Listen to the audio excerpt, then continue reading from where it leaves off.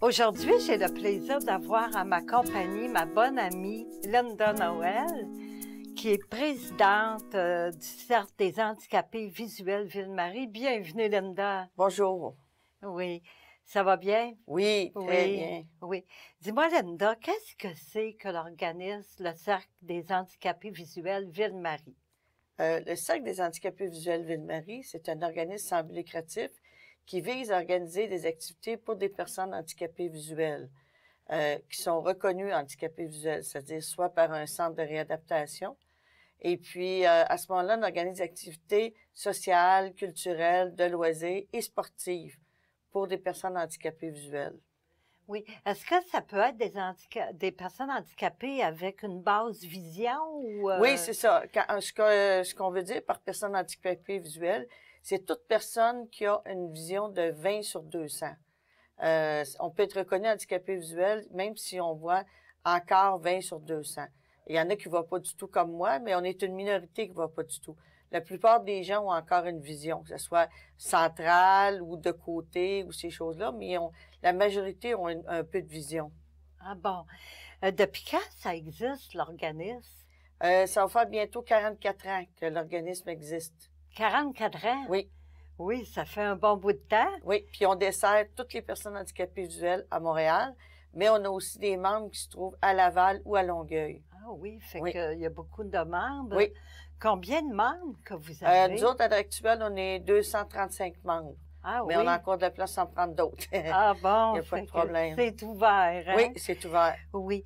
Dis-moi, Linda, sur une année, là, je sais que vous faites énormément de sorties. Est-ce que tu peux m'en parler des différentes sorties? Oui, nous autres, on a des activités régulières, puis on a aussi des sorties. Des sorties comme, par exemple, on va avoir au mois de mars, on va à la cabane à sucre. Au mois de février, on va avoir... mars, la cabane à sucre. Au mois d'avril, ça va être un souper spaghetti qui va se faire probablement au Centre Sainte-Catherine. Au mois de mai, c'est toujours notre assemblée générale. Au mois de juin, on fête la Saint-Jean. Au mois de juillet, ben, c'est le théâtre d'été. On choisit un théâtre d'été. Et puis, au mois d'août, ben là, c'est une sortie. Soit c'est une croisière, soit c'est une sortie éducative ou culturelle. Ça dépend, c'est pas toujours la même chose. Au mois de septembre, on a notre épichette de blé d'Inde et cueillette de pommes qu'on fait chaque année. Au mois d'octobre, on fait toujours un michoui. Et puis ça, c'est toujours des michouis, puis la cueillette de pommes, ça se fait toujours d'habitude au chalet du Ruisseau, à Saint-Benoît-de-Mirabel. Et puis, après ça, au mois de novembre, souvent, on a la journée western qui se fait à la cabane à sucre à Sainte-Rosalie. Et puis, au mois de décembre, ben là, à ce moment-là, au mois de novembre, on a une autre sortie. Et puis, ben là, ça varie. C'est pas toujours pareil. Et puis, au mois de décembre, on se trouve à aller, à ce moment-là, on a notre dîner de Noël qu'on fait à chaque année au chalet du Ruisseau. OK. Fait que vous avez énormément de sorties durant l'année. Oui. Puis parlant de ces sorties-là, moi, je le sais là, qu'il y a l'autobus scolaire. À quel endroit que les gens se réunissent? L'autobus scolaire, on l'apprend ici au Poteau Frontenac, au 2600 Ontario-Est. On se rejoint tous au McDonald's. Puis à ce moment-là, ben tout le monde prend le transport adapté. Excusez, pas le transport adapté. Ils prennent l'autobus pour venir aux activités, aux sorties. Parce qu'il y a les activités régulières, ça, les gens ils se rendent par leurs propres moyens. Mais les activités, les sorties, ben là, on loue un autobus. Ça peut être aussi un gros autobus, ça dépend de la distance où on va. OK, parce que des fois, vous allez quand même assez loin pour vos sorties. Ah, hein? ben oui, parce que cette année, on est allé jusqu'à Magog. Ah, OK. On a fait 2 sorties à Magog cette année. OK, fait que c'est quand même des sorties d'une journée complète. Oui, là. c'est des sorties d'une journée complète. On part le matin et puis on vient soit à l'heure du souper ou après le souper, dépendamment des distances où on va, des endroits où on va. Oui, je me demandais, Linda, tantôt, tu as parlé des sorties, mais je sais aussi que vous avez des activités régulières dans une année. Est-ce que tu peux nous en parler? Oui, c'est-à-dire que nous autres, on fait un bingo le dernier samedi de janvier. On fait toujours un bingo au Centre Sainte-Catherine d'Alexandrie.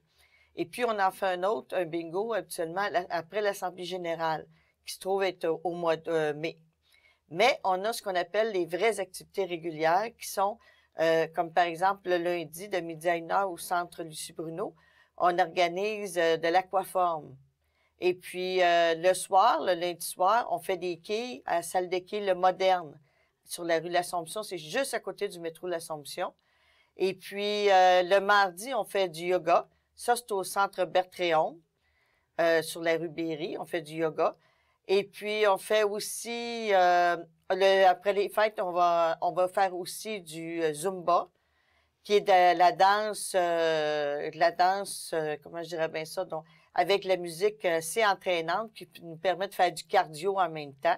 OK. Et puis, ça, c'est régulier. Puis, on a aussi du crib le jeudi après-midi pour ceux qui veulent apprendre à jouer au crib. Et puis, on a aussi le vendredi, on fait du baseball poche. Ça se fait au Centre Sainte-Catherine d'Alexandrie, le baseball poche. Et un dimanche sur deux, on organise du poker. Le poker, ça se fait au Centre Bertréon, qui se trouve être sa rue Berry aussi. Oui, parlant de ça, là, c'est une idée qui me passe en passant.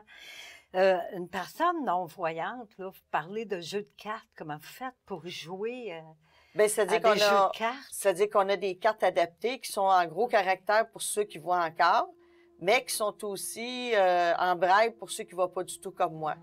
Fait que, puis là, ben, les gens qui voient, ils peuvent jouer avec nos cartes parce qu'il y a quand même des caractères en noir, sauf qu'ils sont plus gros. Mais il y a aussi du braille pour ceux qui ne voient pas du tout comme moi, pour nous permettre de pouvoir jouer. Puis nos planches de crib sont adaptées.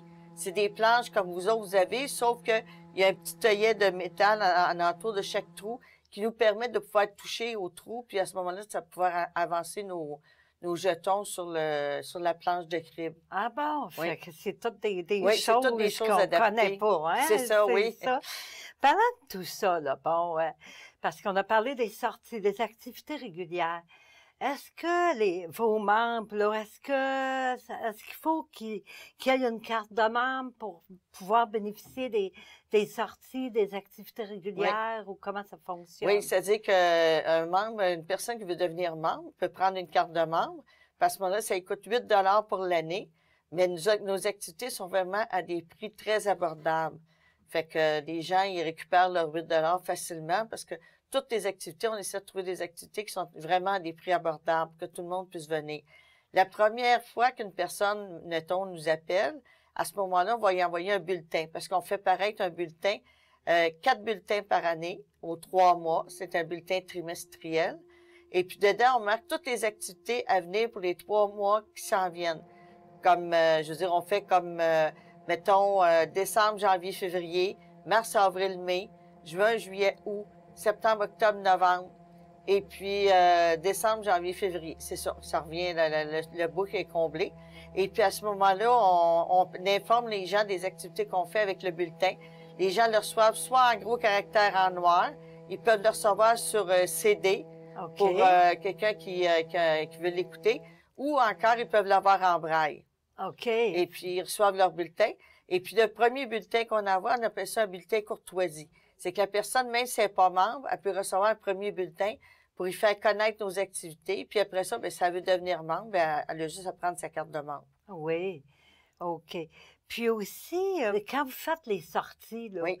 C'est devant les Tours Frontenac, hein, Oui, dans le le départ et l'arrivée se fait au Tour Frontenac. OK. Puis ça, les gens, ben, ils viennent en transport adapté, ils repartent en transport adapté. Oui, la majorité. Il y en a qui prennent des habituellement. transports réguliers, OK. mais la majorité prennent le transport adapté. Oui. Puis je me demandais, c'est sûr qu'avec ces sorties-là, les personnes handicapées visuelles ont besoin de guides. C'est quoi que ça prend comme qualité pour être un bon guide bénévole? Oui. Eh bien, c'est ça. C'est parce que les guides, c'est des bénévoles, puis ça, on en a toujours besoin. Ça prend pas des critères tellement exigeants comme tels. C'est que la personne, on va lui montrer comment nous guider. On va l'informer comment faire pour nous guider, puis ça soit le plus facile pour elle, puis pour la personne handicapée visuelle, ça soit le plus agréable. Puis à ce moment-là, bien, il n'y a pas de problème, personne ne peut devenir bénévole. Il n'y a pas de critères comme tels, là. Mais c'est ça, la personne doit apprendre comment nous guider pour savoir nous guider adéquatement, là. Fait que il faut que la personne, on lui montre, on va lui donner un petit cours, si on veut, un cours 101 pour lui montrer comment nous guider. Oui, ça peut être comme pour les repas, les cabarets, aller chercher les cabarets. Ben c'est ça, ça peut être, c'est ça, ça dépend toujours. Si on va dans un restaurant où c'est servi aux tables, il n'y a pas tellement de difficulté, mais ils peuvent nous aider, par exemple, pour nous rendre à la salle de bain, pour aller aux toilettes. C'est ça, si on va dans un endroit où il y a c'est un buffet, ben à ce moment-là, il faut que la personne cherche notre cabaret et puis nous servir à notre table, tout ça. Et puis, des fois, ben, il y a des gens qui ont un double handicap, qui sont sourds en plus d'être aveugles. Fait qu'à ce moment-là, ben, eux autres, on leur attribue des bénévoles qui sont habitués, là. On vous mettra pas, si vous êtes un nouveau bénévole, on vous mettra pas avec une personne qui est sourde et aveugle en partant, là. Parce que ça va être trop difficile. Fait qu'on essaye les premières fois de donner des gens qui sont plus faciles à guider. Puis après ça, la personne prend de l'expérience, puis elle peut guider pas mal n'importe qui. Oui. Puis, vous avez un bras droit qui s'appelle France Durette. Oui. Oui, est-ce que c'est facile de la joindre pour des réservations? Oui, c'est ça. C'est que le numéro de téléphone que je vais donner, c'est pour rejoindre France Durette, qui se trouve être vice-présidente. Oui. Et puis, à ce moment-là, il n'y a pas de problème. Vous pouvez appeler de 9 h le matin à 9 h le soir, entre 9 h et 9 h. Il n'y a pas de problème. C'est facile à rejoindre, France. Et puis, à ce moment-là, ben vous pouvez avoir toutes les informations pour les activités. Bon, ben merci beaucoup. C'est un très bel organisme, Linda, puis ça fait 43 ans, hein? Oui, c'est ça. C'est très beau. Puis notre ancienne présidente, elle a été 35 ans présidente. 35 ans. Oui. Puis là, ben moi, je t'ai aidée depuis 5 ans. Et puis c'est ça, là, on travaille très fort. C'est beaucoup d'organisation, mais c'est tellement gratifiant, tu sais. Je veux dire, c'est tellement le fun, tout ça. Oui. Ben merci beaucoup, Linda, d'être venue aujourd'hui à mon entrevue. Merci. Vous pouvez joindre le Cercle des handicapés visuels de Ville-Marie au 514-236-1614.